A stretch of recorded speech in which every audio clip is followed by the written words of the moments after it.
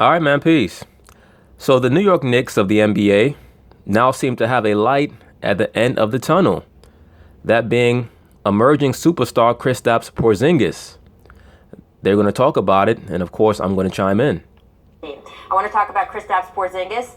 Did it all last night versus the Nuggets, shooting this three-pointer here. What? I think he's going to, degree of difficulty. Yo, he shot that shit like a free throw. Let me say this about Porzingis very quickly. And I have not been somebody on the Kristaps Porzingis train. I've stated that a lot of the media have overrated his potential. He clearly is in the process of proving me wrong. He's shown a tremendous growth in overall body strength, especially lower body strength. He's definitely put in the work, and he's on his way to becoming a superstar. There's no doubt about that. Himself from the Bronx next time. A career high 38 points and blocks on defense, right? Just got to see these again. He's like, yeah, I did that. That knows me. Porzingis has talked about channeling his inner Kobe Bryant, his idol. Is he developing faster than we thought? I mean, well, that's a good thing. If he's channeling Kobe Bryant, that means that he's channeling somebody who's super aggressive and assertive. That's what the Knicks need right now. Porzingis has definitely shown great growth, and them removing Carmelo Anthony has kind of forced him into the alpha male position. That's one of many reasons why the parting of ways of Carmelo and the Knicks was mutually beneficial. They had outgrown each other. Carmelo is not the guy who's going to lead your franchise to a championship, and the Knicks can't get out of their own way. You know, for all of the lambasting of Phil Jackson, he drafted Porzingis, and he also drafted this new young point guard that the Knicks have, who's playing very well. As I've already stated in regards to the Phil Jackson narrative, there's no scenario where you're going to get me to say that Phil Jackson does not know basketball. As I stated from the very beginning, I believe that Phil Jackson, you know, he was made such an offer that he could not refuse it. And when he came in to take the position of helping to run the Knicks basketball-related issues or operations, he found that he was being dictated to by the owner of the Knicks, that being James Dolan, who basically told him you could do what you want to do, but you can't move Carmelo. Phil Jackson, in my view, observed the same thing that I always have, which is that Carmelo was a nice complementary piece, but he's not going to lead your team to a championship. He has bad habits.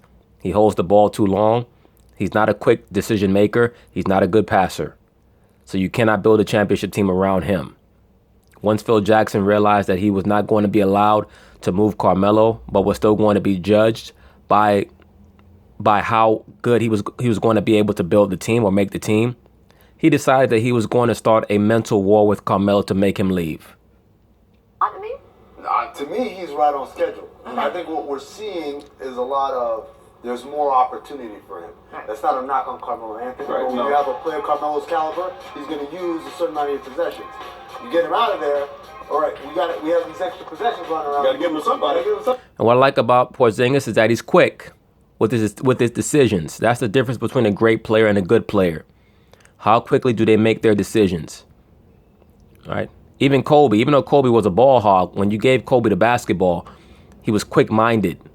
He was either going to pass it or he was going to try to score. He wasn't going to hold and pat the ball like Carmelo does. When I see Kristaps play, he's very quick with his decisions. That shows me that he understands what's going on the court, and he also understands the offense. Somebody might as well give him your best player. So When somebody's slow with the basketball, that tells me that they just want to go one-on-one all the time. now he's being able to kind of stretch his legs in a way that before he wasn't able to. And then also, I don't want to underplay this. The play of the rookie, Frank. Frank, what's his name? Still can't pronounce your last name. we get it. We're getting closer and closer. He's been a big part of the Knicks turnaround over the last 3 games, the 3 wins pretty much. And again, don't want to take shots at other people, but this is what it looks like when you play with a real point guard who's looking for guys. Well, wait a minute. I'm sorry, Byron, but Amin, did you just praise Phil Jackson twice? Did you just say that he was right to get Carmelo out of there for Porzingis' development and that he drafted the right guy? Well, before Amin answers, let me say, yes, Phil Jackson was correct. And Phil Jackson never really had a chance to show what he could do as an executive. Has the game passed Phil by? Yes, it has.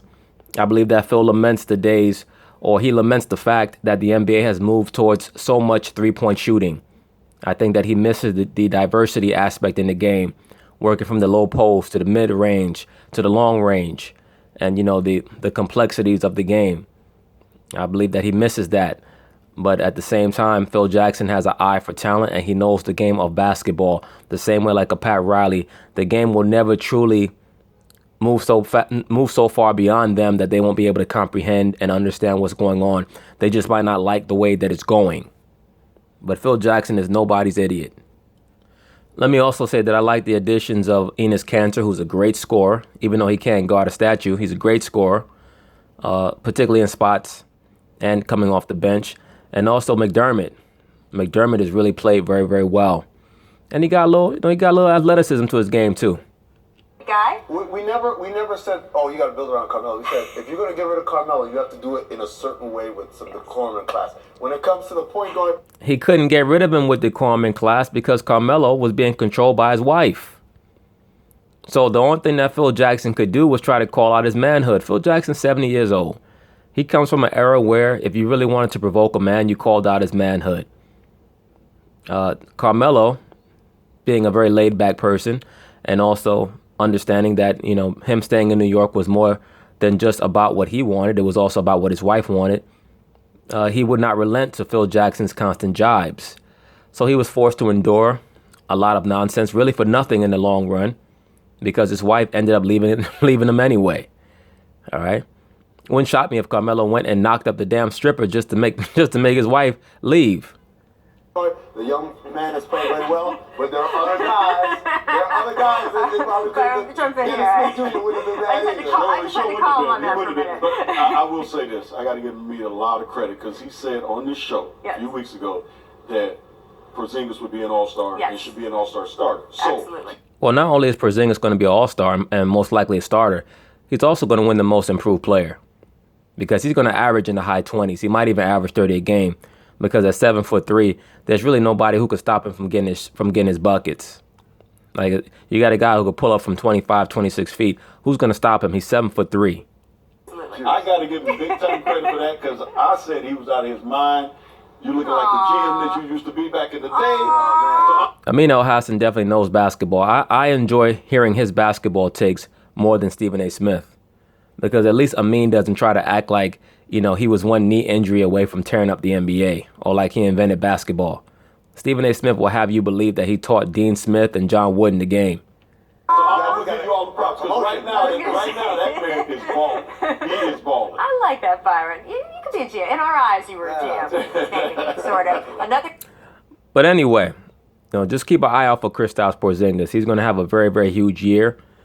We'll see how long he can keep the Knicks competitive. He's definitely going to be most likely the most improved player, and who knows, might have an outside chance at MVP depending on how well he can keep the Knicks playing. But anyway, peace.